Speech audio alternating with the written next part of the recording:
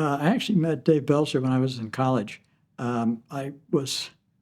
He was in charge of BBYO, and he asked me to help be an advisor to one of the chapters. So I did that for a while, and then I got busy in other things and kind of dropped out of that because they had other people coming in. And he called me one day and he says, "I've gotten a promotion.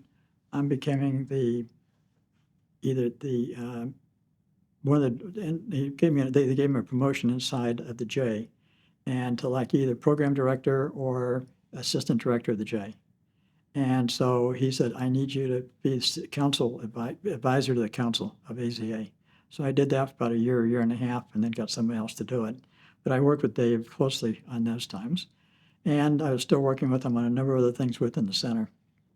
So he talked to me. He said, "We ought to get you on the board." Like I said, I was already on, but actually, go back. I was on the board already from 1978, so 79. So he said, "You ought to become an officer, get a committee chair and things like that, and get more active in the center. You're active in other things. You ought to get active in the center. We could use your help."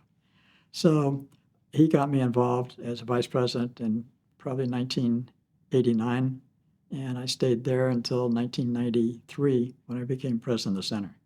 And I was looking forward to working with him because he had a lot of good ideas, but also he allowed people to present ideas, but he would challenge you on it. And his challenges weren't mean, but they were to scope it out and to go deeper and deeper into the thing. And what have you thought about? What haven't you thought about? So what do you know? What do we know that we know? What do we know that we don't know? But what don't we know? And those were the type of questions he got. So it helped bring these things to fruition.